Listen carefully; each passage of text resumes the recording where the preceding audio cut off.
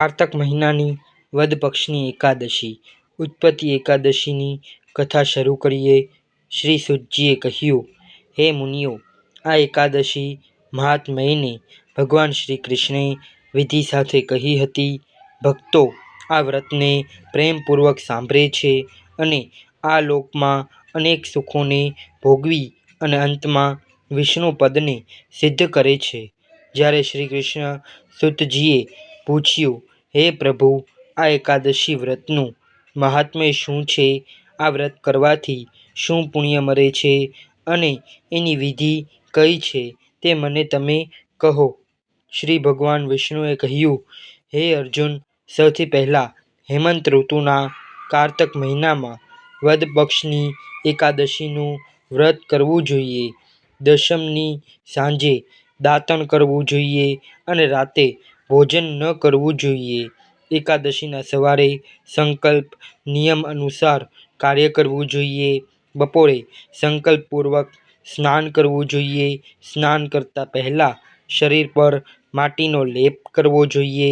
સ્નાન પછી દીપ, ધૂપ, નૈવેદ્યથી ભગવાનનું પૂજન કરવું જોઈએ. રાત્રે દીપદાન કરવું જોઈએ. આ બધા કર્મ ભક્તિપૂર્વક કરવા જોઈએ. એ રાતે ઊંઘ અને સ્ત્રી પ્રસંગનો ત્યાગ કરવો જોઈએ.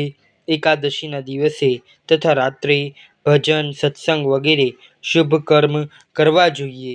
એ દિવસે શ્રદ્ધાપૂર્વક બ્રાહ્મણોને દક્ષિણા આપવી જોઈએ અને તેમની જોડે પોતાની ભૂલોની માફી માંગવી જોઈએ.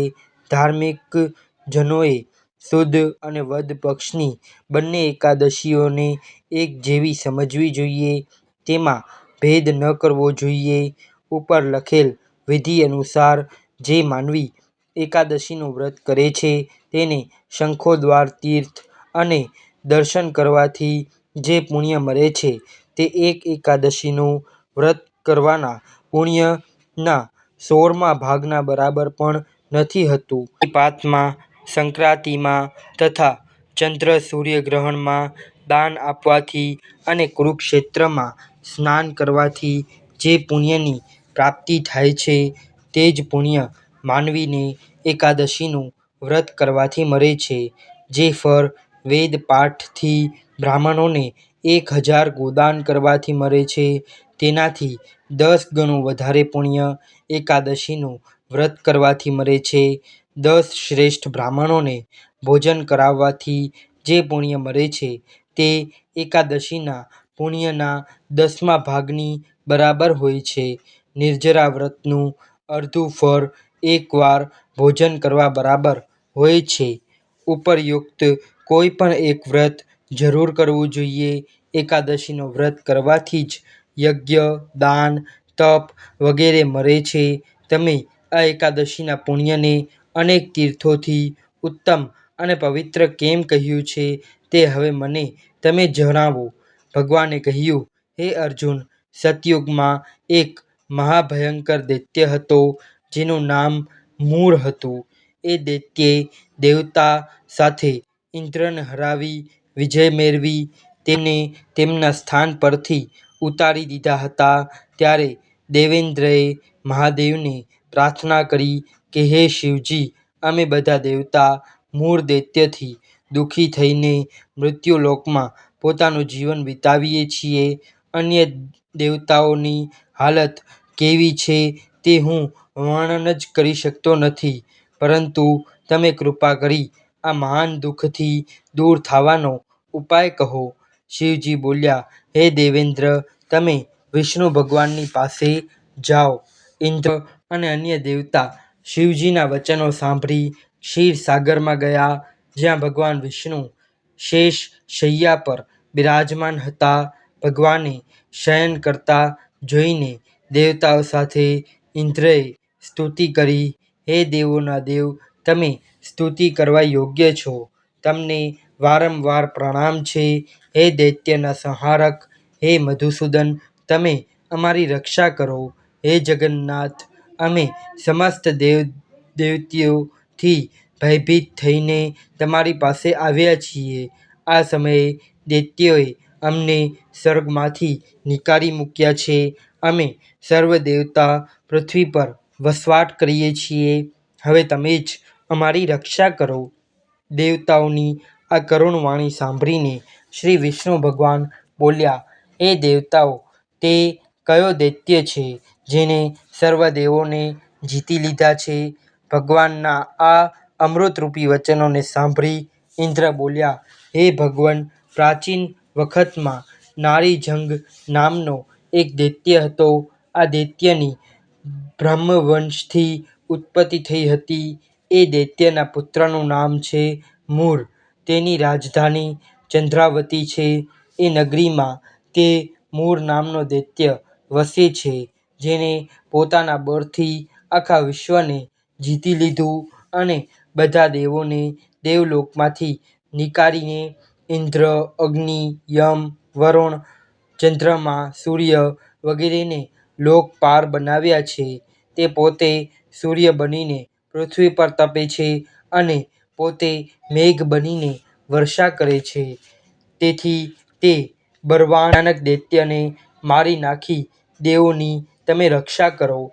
ઇન્દ્રની આવી વાતો સાંભળીને શ્રી વિષ્ણુ ભગવાન બોલ્યા, હે દેવો, હું તમારી શત્રુઓનો તરત જ હણીશ.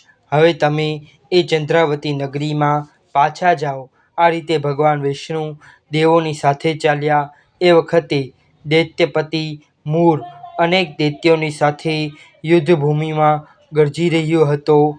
યુદ્ધ શરૂ થતાં ઘણા દાનવ અને અસ્ત્ર-શસ્ત્રનો ધારણ કરી દેવતાઓની સાથે યુદ્ધ કરવા લાગ્યા. પણ દેવતાઓ દૈત્યની સામે એક પણ ક્ષણ ટકી શકતા ન હતા. ત્યારે ભગવાન વિષ્ણુ પણ યુદ્ધભૂમિમાં આવ્યા. જાણે દૈત્યોએ ભગવાન વિષ્ણુને યુદ્ધભૂમિમાં આવતા જોયા, ત્યારે એમના પર અસ્ત્ર-શસ્ત્રોથી પ્રહાર કરવા લાગ્યા. ભગવાન પણ ગદા અને ચક્રથી એમના પર અસ્ત્ર-શસ્ત્રને નાશ કરવા લાગ્યા.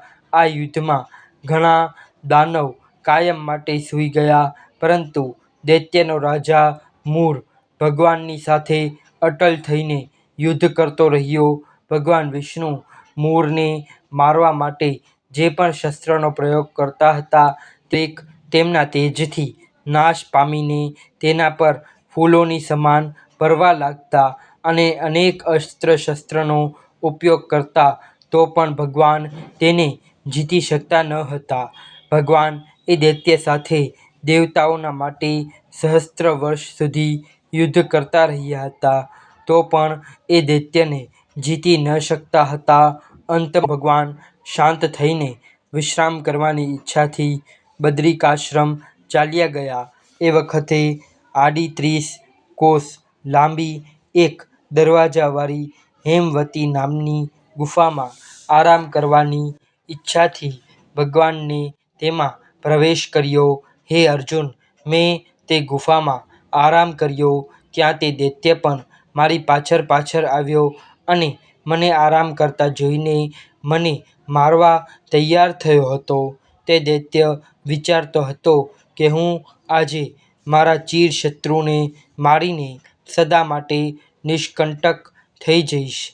એ વખતે મારા શરીરમાંથી એક બહુ જ સુંદર કન્યા દિવ્ય વસ્ત્રોવાળી ઉત્પન્ન થઈ અને દૈત્યના સામે આવીને યુદ્ધ કરવા લાગી. તે દૈત્ય આશ્ચર્યથી વિચારતો હતો કે આવી બળવાન કન્યા ક્યાંથી ઉત્પન્ન થઈ. તે દૈત્ય લગાતાર એ કન્યા સાથે યુદ્ધ કરતો હતો. થોડો વખત વીત્યા બાદ એ કન્યાએ ક્રોધમાં આવીને એ દૈત્યના અસ્ત્રો-શસ્ત્રોના ચૂરેચૂરા કરી દીધા. એ કન્યાએ એના રથને તોડી નાખ્યો. ત્યારે તે દૈત્ય મહાન ક્રોધ કરીને તેની સાથે મલ્લયુદ્ધ કરવા લાગ્યો.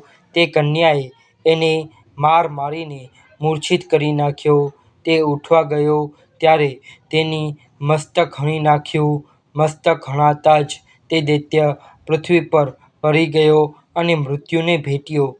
બધા દાનવ પણ આવું જોઈને પાતાળ લોકમાં જતા રહ્યા. ભગવાન વિષ્ણુ નિંદ્રામાંથી જાગ્યા તો એ દૈત્યને મરણ પામેલ જોઈને તે અત્યંત આશ્ચર્ય કરીને અને વિચારવા લાગ્યા કે આ દૈત્યને કોણે માર્યો હશે. ત્યારે તે કન્યા ભગવાનની સામે 2 હાથ જોડીને બોલી, હે ભગવાન, આ દૈત્ય તમને મારવા જતો હતો ત્યારે મેં તમારા શરીરમાંથી ઉત્પન્ન થઈને આ દૈત્યનો વધ કર્યો છે. તેથી ભગવાન બોલ્યા, હે કન્યા, તે આને મારી નાખ્યો છે, તેથી હું તારા ઉપર ખૂબ જ પ્રસન્ન છું. તે 3 લોકના દેવતાઓને સુખી કર્યા છે. તેથી તું તારી ઈચ્છા અનુસાર તું વરદાન માંગ. કન્યા બોલી, હે ભગવાન, મને એ વરદાન આપો કે જે મારું વ્રત કરે તેના બધા જ પાપ નાશ થઈ જાય અને છેવટે સ્વર્ગલોકમાં જાય અને મારા વ્રતનું અડધું પુણ્ય રાત્રિનું મળે અને એનું અડધું પુણ્ય એક સમયે ભોજન કરનારને મળે.